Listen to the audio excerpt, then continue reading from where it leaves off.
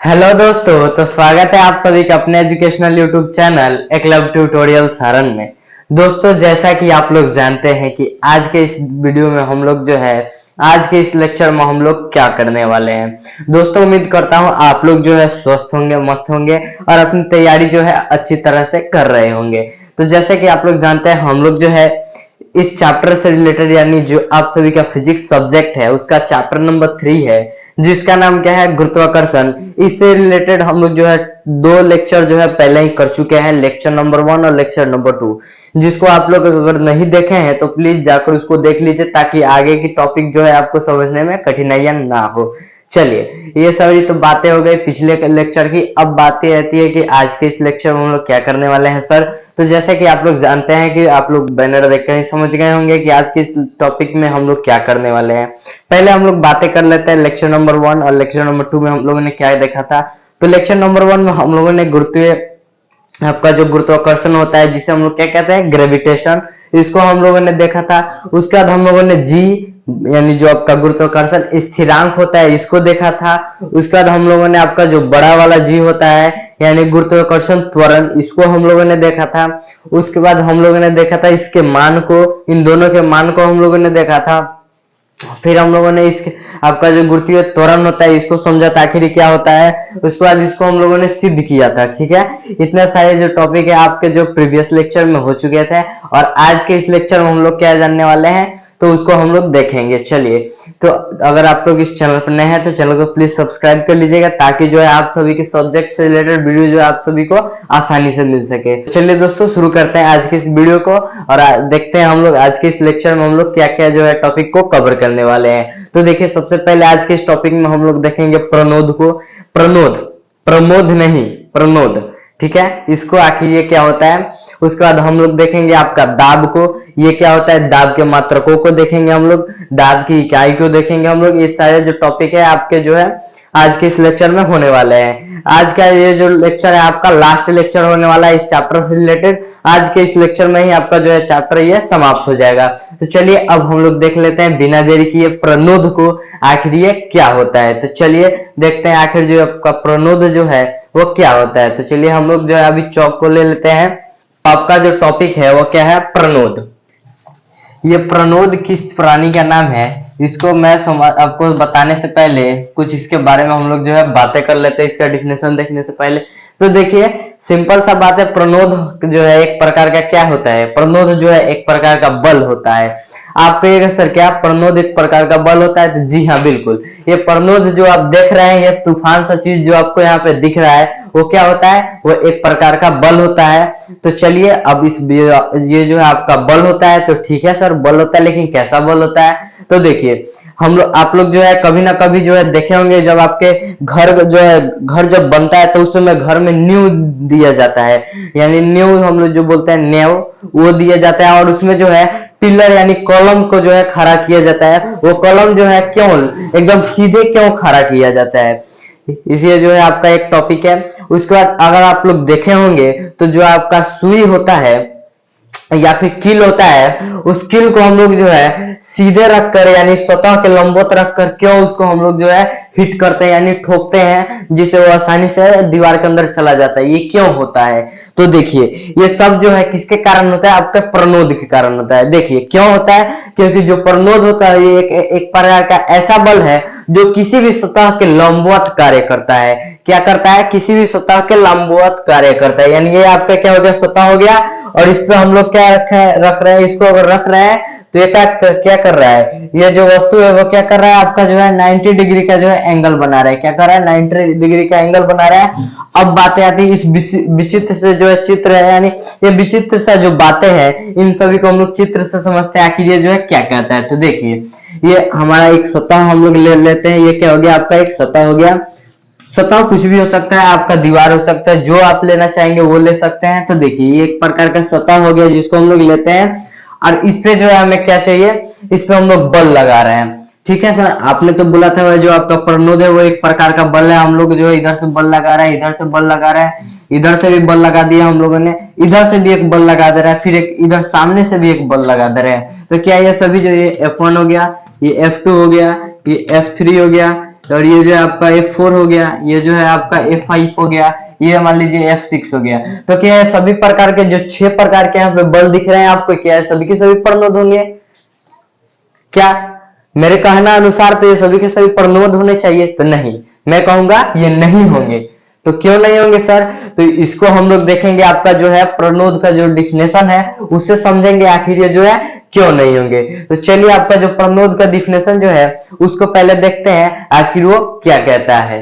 चलिए अब देखते हैं हम लोग जो है आपका प्रणोद का जो डिक्टेशन यानी डिफिनेशन है उसको आखिर ये क्या कहता है। तो देखिए यहाँ पे जो है आपका जो है आकार छूटा है, जो आप लगा लेंगे अपने कॉपी में, टॉपिक में सही सही उतारिएगा, ठीक है।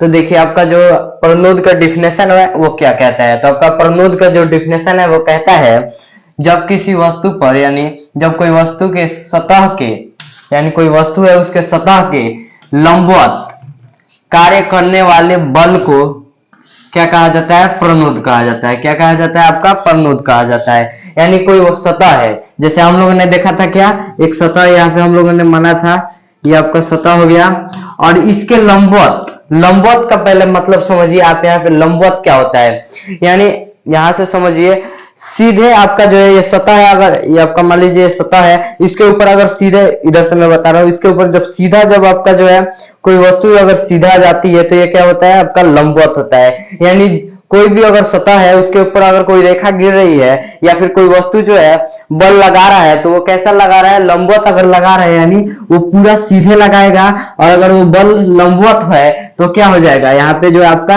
90 डिग्री का जो है कोण बनेगा। क्या बनेगा? 90 डिग्री का कोण। जहां पे भी आप लंबवत समझिएगा, सुनिएगा, वहां पे क्या हो जाता है? 90 डिग्री का कोण बनता है। यानी सीधे वो बल जो है लगा रहा है, वो क्या हो जाएगा? आपका इस सतह के लंबवत कहलाएगा, ठीक है।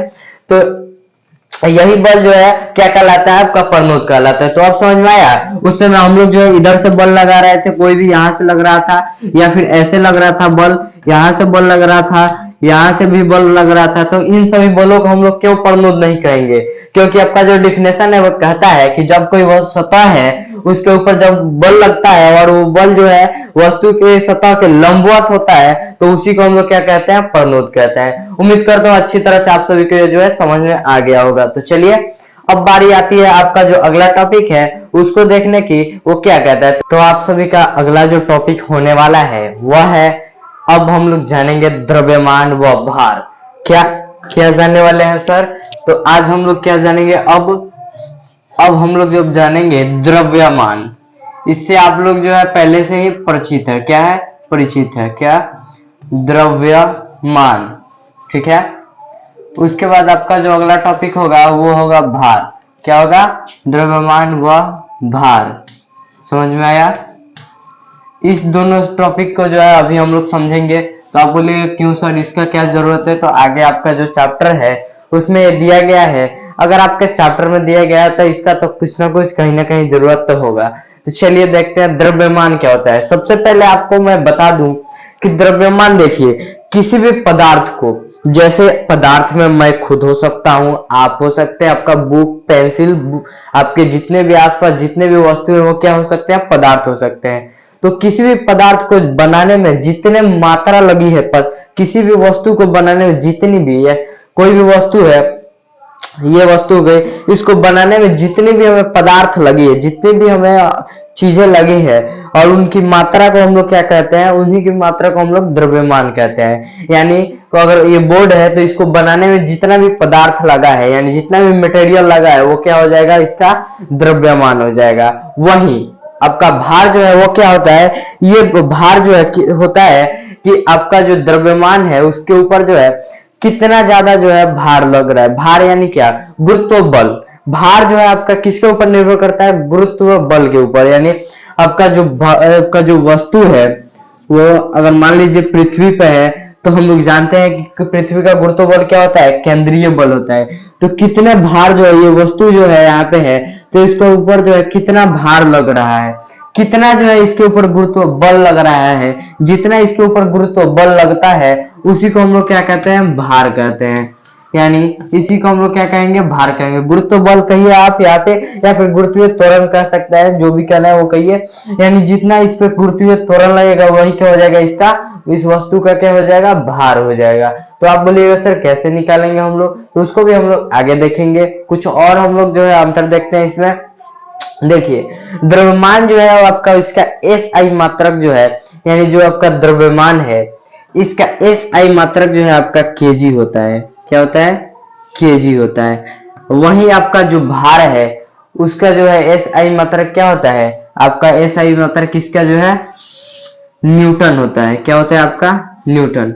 समझ में आया आप सभी को, इतना क्लियर है आप सभी को, ठीक है। चलिए अब देखिए आपका जो है भार है, आपका जो द्रव्यमान है वो हर जगह पर जो है नियत रहता है। यानी आप पृथ्वी के किसी भी कोने में चले जाइए वो क्या होगा, नियत रहेगा, हर जगह के लिए आपका बराबर है। आपका भार अभी यहाँ पे पृथ्वी पर कितना है, 10 केजी है। तो आपका भार, सॉरी माफ कीजिएगा, द्रव्यमान, आपका जो द्रव्यमान है वो पृथ्वी के ऊपर कितना है, 10 केजी है।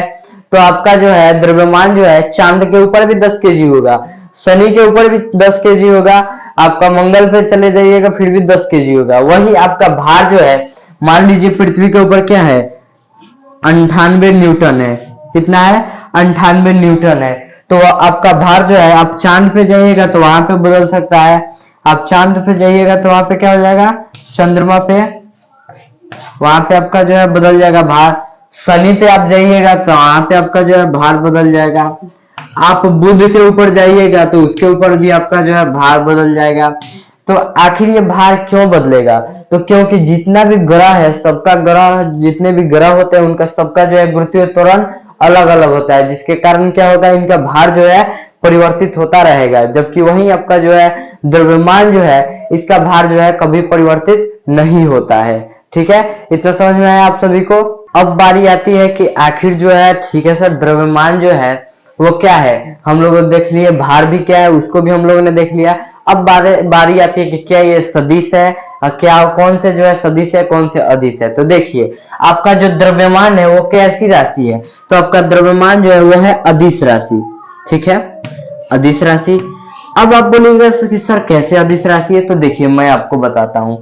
अब जब भी कभी किराने के दुकान पे गए होंगे, किराने के दुकान या फिर फल सब्जी के दुकान पे गए होंगे, तो वहां पे क्या बोलते हैं आप, भैया मुझे 1 किलो आलू दे दीजिए, या फिर बोलते होंगे भैया मुझे 1 किलो टमाटर दे दीजिए, भैया मुझे 1 किलो प्याज दे दीजिए, या फिर भैया मुझे 1 किलो दाल दे दीजिए, चीनी दे दीजिए, नमक दे दीजिए, जो भी लेना है आप क्या बोलते हैं, किलो में बोलते हैं। ठीक है, तो ये क्या हो जाएगा आपका, यहाँ पे तो आप दिशा का प्रयोग नहीं कर रहे हैं। तो हम लोग जानते हैं कि दिशा का प्रयोग जब होता है, साथ ही साथ जब परिमाण का प्रयोग होता है, तो वो कैसा राशि होता है, अदिश राशि होता है। और जब दिशा का हम लोग प्रयोग नहीं करते हैं और केवल हम लोग परिमाण की आवश्यकता हमें होती है, तो वो कैसी राशि होती है, तो वो आपकी अदिश राशि होती है। तो यहाँ पे क्या हो रहा है, केवल परिमाण की आवश्यकता हो रही है, तो कैसी राशि हो जाएगी, आपकी जो है अदिश राशि हो जाएगी। इतना क्लियर है। वही आपका जो द्रव्यमान है, आपका जो भार है, वो कैसी राशि होती है, ये जो है आपकी सदिश राशि होती है। कैसी राशि होती है, आपकी सदिश राशि होती है। इतना क्लियर है, कैसी, सदिश राशि। अब पूछेंगे ये कैसे होता है सर सदिश राशि। अभी हमने आपको बताया ना कि अगर कोई वस्तु है तो वो कहाँ आना चाहेगी, केंद्र की तरफ आ रही है, तो उसके ऊपर क्या लग रहा है, गुरुत्वीय त्वरण। क्या लग रहा है, गुरुत्वीय त्वरण लग रहा है। तो उस गुरुत्वीय त्वरण का मान, आपका जो गुरुत्वीय त्वरण है उसका जो है किधर की तरफ होता है, उसका दिशा किधर की तरफ होता है, केंद्र की तरफ। किधर, पृथ्वी के केंद्र की तरफ। यानी इसमें दिशा का जो है काम पड़ता है, जिसके कारण क्या होता है, इसमें ये हो जाता है सदिश।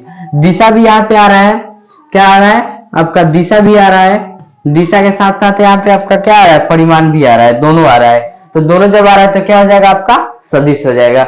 इतना क्लियर है आप सभी को। चलिए ठीक है, अब बारी आती है कि क्या हम लोग इसको नापते हैं, तौलते हैं। तो भाई सिंपल सी बात है, द्रव्यमान है यानी वजन वाली बात है, तो नापते तौलते तो जरूर होंगे। तो कैसे नापते हैं, तो देखिए आपका जो है द्रव्यमान जो है वो कैसे नापा जाएगा, तो आपका जो द्रव्यमान है वह किससे नापा जाता है, तो आप सुने होंगे घर में तराजू, तरजुई बोलिए या तराजू बोलिए, उससे हम लोग नापते हैं। जिसका जो है आकार कैसा होता है, यहाँ पे देखिए ये एक डंडा होता है, जिसमें यहाँ पे मिड में रहता है जगह पकड़ने का, और इधर जो है एक रस्सी से ऐसे करके बंधा हुआ रहता है। ठीक है, जिधर हम लोग क्या करते हैं, यहाँ पे अगर 1 kg का हम लोग बाट रखते हैं, 1 kg का बाट रखते हैं, तो यहाँ पे हम लोग किसी भी चीज को 1 kg ही हम लोग नाप सकते हैं, जोक सकते हैं। क्या कर सकते हैं हम लोग, वजन कर सकते हैं कितना, 1 kg ही। 2 kg कीजिएगा तो 2 kg की वस्तुओं का हम लोग यहाँ पे आपका जो है वजन कर सकते हैं। तो ये क्या है, ये किसके लिए होता है, ये जो है आपका दंड तुला कहलाता है। ये क्या कहलाता है, आपका दंड तुला कहलाता है। क्या कहलाता है, दंड तुला। तो ये किसके लिए होता है, ये केवल आपके द्रव्यमान के लिए होता है, ठीक है। वहीं आपका जो भार है, इसके लिए कैसा होता है, तो इसके लिए जो है आपका होता है कमानीदार तुला, जो आपका जो है एक स्टैंड से जो है, एक स्टैंड से जो है लटकाया हुआ रहता है, जो ऐसे करके रहता है। इसमें एक स्केल लगा रहता है, उसके बाद यहाँ पे जो है कुंडी के जैसे रहता है। इसमें आप किसी भी चीज को अगर फंसाते हैं तो क्या होता है, नीचे की तरफ होता है। तो इसको आप लोग जो है पूछेंगे सर कहाँ पे देख सकते हैं हम इसको, तो आप जो है इसके अपने बुक में देख सकते हैं। अगर ज्यादा रियल में देखना है तो आप अपने स्कूल में जाइएगा तो वहां पर प्रयोगशाला में भी आप देख सकते हैं। नहीं तो अगर आप लोग को ज्यादा अगर इसको देखना है तो आप लोग जो है घर में एलपीजी का गैस जरूर उठा रहे होंगे। आप लोग के घर के हर किसी के घर पे एलपीजी जो है यूज हो रहा होगा। तो आप जब गैस को लेने जाएंगे एजेंसी के पास, तो वहां पे अगर आप कहिएगा कि इसको वजन करके दिखाइए, तो आपको जो है इसी का जो है वजन करेगा, इसी पे वजन होता है, कमानीदार तुला पे। समझ में आया। तो ये जो है आपका भार के लिए होता है, केवल और केवल भार के लिए। उम्मीद करता हूँ ये दोनों जो टॉपिक है अच्छी ढंग से, अच्छी तरह से, बेहतरीन ढंग से आपको जो है समझ में आए होंगे। चलिए अब आपका जो अगला टॉपिक है उसको देखते हैं आखिर वो क्या कहता है। तो अब आप सभी का जो अगला टॉपिक है वह है दाब।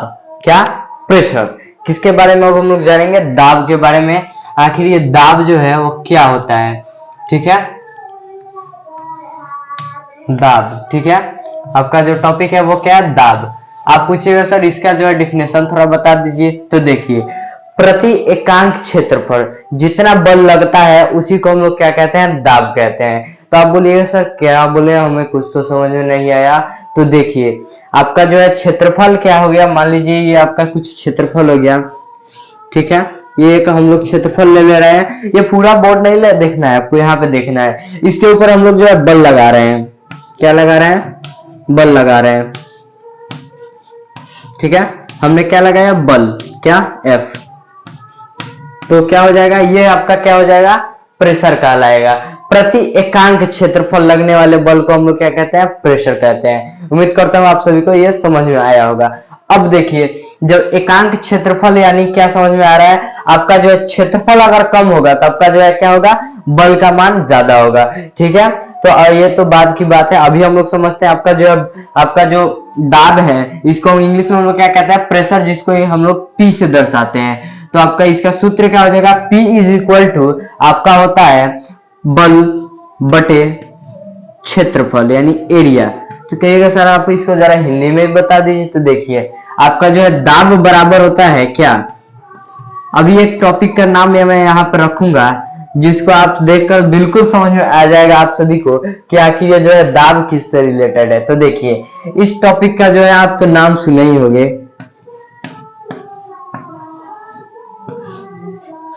इसको देखे हैं, जिसको हम लोग जो है शुरू में ही पढ़े हैं, ठीक है। इसको हम लोग पहले ही पढ़ चुके हैं, ठीक है।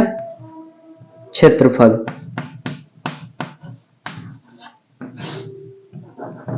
क्या होता है आपका, दाब बराबर होता है आपका प्रनोद बटा क्षेत्रफल। तो आप बोलिएगा एफ कैसे आ गया, तो क्योंकि हमने बताया था कि प्रनोद क्या है, एक प्रकार का बल है। तो बल है तो एफ हम लोग लिख सकते हैं, ठीक है। इतने क्लियर है। तो यही बात है। अब तो आपका यहाँ पे क्या हो जाएगा, P समानुपाती हो जाएगा किसके, F के, यानी प्रनोद के। बल बढ़ाइएगा, आपका जो है दाब बढ़ाइएगा तो बल भी बढ़ेगा। अगर आप बल बढ़ाएंगे तो दाब का मान जो है बढ़ेगा, ठीक है। इतना क्लियर है। वहीं पे आपका P जो है वो क्या हो जाएगा, इनवर्सली प्रोपोर्शनल हो जाएगा A के, यानी व्युत्क्रमानुपाती कर्मानुपाती हो जाएगा आपका क्षेत्रफल के। आप अगर बल बढ़ाए, आपका जो दाब है वो बढ़ेगा तो आपका एरिया कम होगा। आप जगह जितना ही कम करेंगे उतना ही क्या होगा, आपका दाब का मान बढ़ेगा। अभी एक एग्जांपल मैं आपको बताऊंगा आगे। अगर आप दाब का मान जो है कम आपका जो एरिया का मान अगर आप बढ़ाइएगा तो क्या हो जाएगा, दाब का मान कम हो जाएगा। इसका एग्जाम्पल आप लोग 8वीं क्लास में पढ़े हैं अच्छी तरह से। आप देखेंगे खाट के ऊपर अगर आप खड़े हो जाते हैं तो आपका जो है वहां पे दाब क्या हो जाता है, ज्यादा होता है। क्यों होता है, क्योंकि हमारा क्षेत्रफल जो है यानी एरिया जो है कम हो जा रहा है, जिसके कारण आपका दाब का मान क्या हो रहा है, बढ़ जा रहा है। वहीं आप अगर उस खाट पे लेट जाते हैं यानी सो जाते हैं तो आपका एरिया जो है क्या होता है, बढ़ जाता है, तो दाब का मान कम हो जाता है। वही आप लोग देखे होंगे एग्जाम्पल एक और है, जो एग्जाम्पल आपको दलदली क्षेत्र में है। जब दलदली क्षेत्र में हम लोग खड़े रहते हैं तो दाब का मान ज्यादा होता है, जिसके कारण हम लोग जल्दी धंस जाते हैं। वहीं पर अगर हम उस पर लेट जाएंगे तो जो आपका दाब का मान आपका एरिया बढ़ जाएगा, जिसके कारण दाब का मान कम हो जाएगा। इससे हमारा क्या होगा, हम लोग जो है ज्यादा देर तक ऊपर रह पाते हैं। उम्मीद करते हैं ये सारे जो टॉपिक है आप सभी को समझ में आए होंगे। अब बोलिएगा सर थोड़ा इसका एसआई मात्रक, कुछ मात्रक भी बता दीजिए। तो देखिए इसका मात्रक आप कैसे निकाल सकते हैं, तो देखिए इसका मात्रक आप निकालिएगा, दाब बराबर क्या है, प्रणोद यानी एफ। एफ का मात्रक क्या है बताइए, बल का मात्रक क्या है, न्यूटन, पता होगा आपको, न्यूटन। आपका एरिया का मात्रक क्या होता है, metre square, newton by metre square, ठीक है। तो आपका ये जो है एक हो गया आपका जो है, अगर आपसे पूछा जाए कि आपका जो है दाब का मात्रक बताइए तो आप ये बता सकते हैं, नहीं तो आप दाब का मात्रक पास्कल,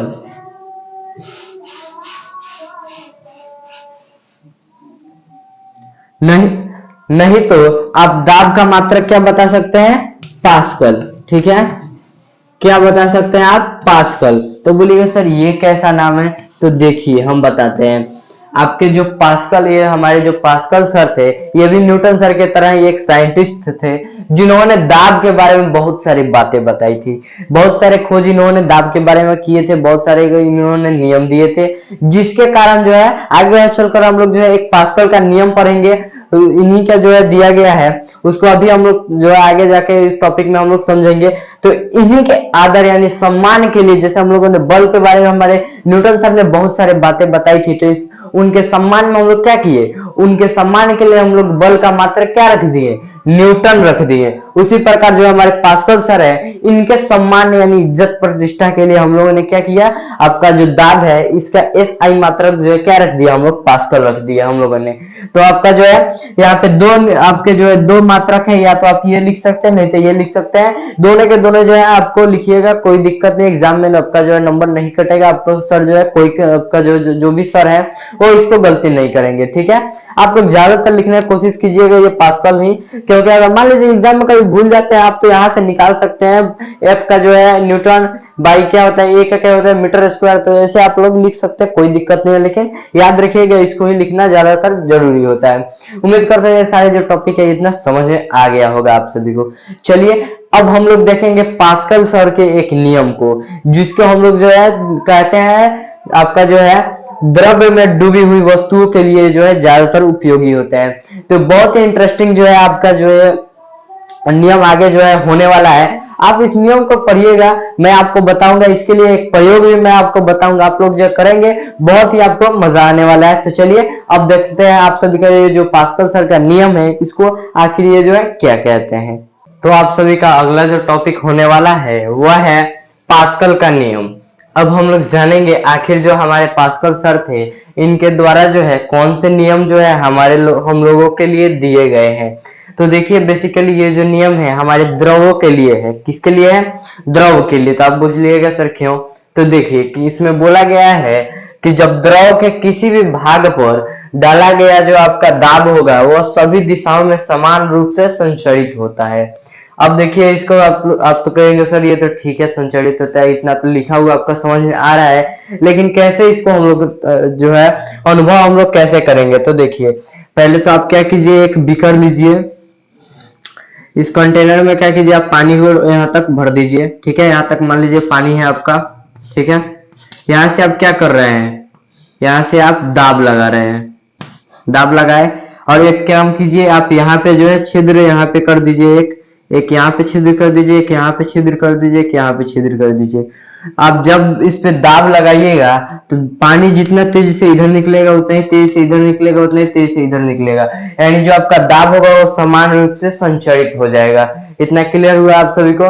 उम्मीद करता हूँ ये जो टॉपिक है आप सभी को अच्छी तरह से आया होगा। एक बार फिर से बता देता हूँ क्या दिया गया है, द्रव में किसी भाग पर डाला गया दाब, द्रव के किसी भी भाग पर, या जरूरी नहीं कि आप यहाँ पे डालिए, आप कहीं पे भी लगा सकते हैं, डाला गया क्या होता है आपका दाब सभी दिशाओं में समान रूप से संचरित होता है, यानी जितनी भी दिशाएं हैं उनमें समान रूप से जो है बट जाती हैं। इतना क्लियर है आप सभी को। चलिए तो देखिए अब आप सभी का जो अगला टॉपिक होने वाला है वह है उत्प्लावकता। अब इसको हम लोग जानेंगे आखिर ये जो है क्या होता है। उसके बाद हम लोग जानेंगे आपका जो आर्किमिडीज, आपके जो हमारे आर्किमिडीज सर थे उनके द्वारा जो है कुछ नियम भी उनके द्वारा भी दिए गए थे, जो द्रव में जो वस्तु डूबी हुई होती है उनके लिए होता है। तो एक एक करके इन सारे टॉपिकों को हम लोग देखते हैं, आखिर ये जो टॉपिक है हमारे लिए किस प्रकार से सहायक है ये तो आप तो देख ही पा रहे हैं। आगे इनको हम लोग क्वेश्चन में भी ये जो है इनके बहुत सारे जो नियम कानून है इन लोगों के कि जो हम लोग अपने क्वेश्चन में यूज कर रहे हैं, आगे भी यूज करेंगे। चलिए अब देखते हैं आप सभी का जो अगला टॉपिक है वह है उत्प्लावकता, उसको आखिर वो क्या कहता है। आप सभी का जो अब टॉपिक होने वाला है क्या है, उत्प्लावकता। अब इसको हम लोग समझते हैं आखिर ये क्या होता है। तो देखिए ये जो है उत्प्लावकता जो है कहता है कि जब आप किसी वस्तु को द्रव के अंदर डुबाएंगे या फिर गैस के अंदर जब आप डुबाएंगे तो उसके ऊपर जो है नीचे से उस तरल पदार्थ की ओर से, यानी गैस हो या फिर द्रव, उसके ऊपर जो है एक बल लगता है जिसके कारण वो वस्तु जो है ऊपर की ओर आना चाहती है, और इसी को हम लोग क्या कहते हैं, उत्प्लावकता कहते हैं। चलिए अब इसका एक उदाहरण भी हम लोग देख लेते हैं आखिर ये क्या होता है, कैसे इसको हम लोग देखेंगे। तो आपके घर में, सबके घर में, आपके घर में सभी किसी के घर पे तो आपके बाल्टी होगा ही। क्या होगा, बाल्टी। ठीक है, आप क्या कीजिएगा, इसमें पानी को भर दीजिएगा इसमें पूरा।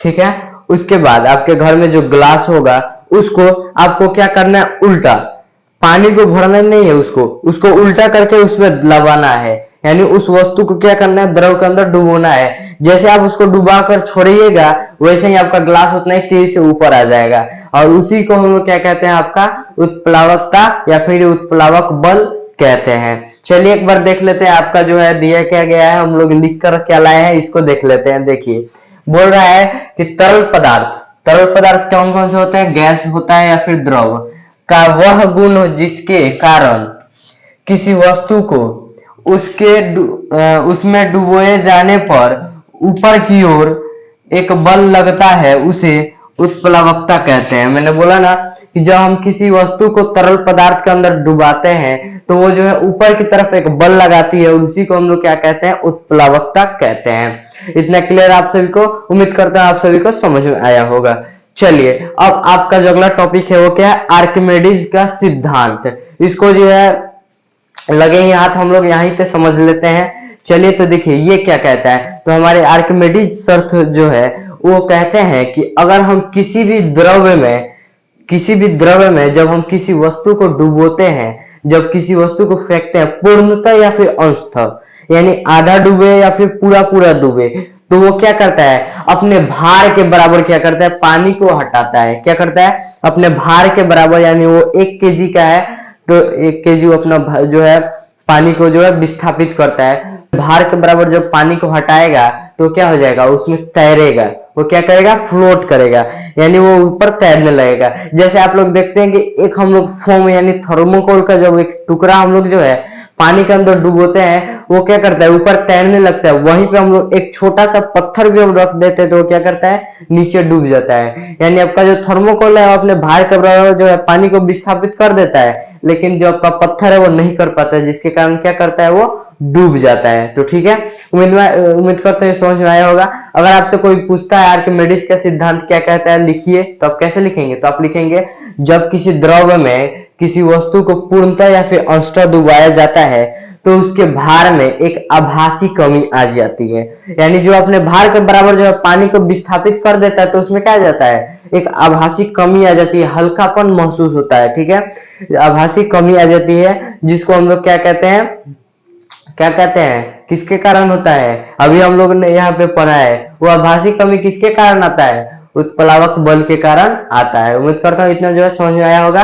तो चलिए एक बार फिर से मैं आपको बता देता हूँ आर्किमिडीज के सिद्धांत को, एक बार फिर से मैं दोहरा देता हूँ ताकि आपको कठिनाइयां ना हो। तो देखिए आप लिखेंगे जब किसी द्रव्य में हम किसी वस्तु को जब पूर्णतः या फिर अंशतः डुबोते हैं तो उसके भार में एक आभासी कमी आ जाती है, जिसको हम लोग क्या कहते हैं, आर्किमिडीज का सिद्धांत कहते हैं। यही जो हमारे आर्किमिडीज सर जो है वो कह रहे हैं कि जब हम किसी द्रव या किसी पदार्थ को डुबोते हैं तो उसके भार में क्या होती है, एक आभासी कमी आ जाती है।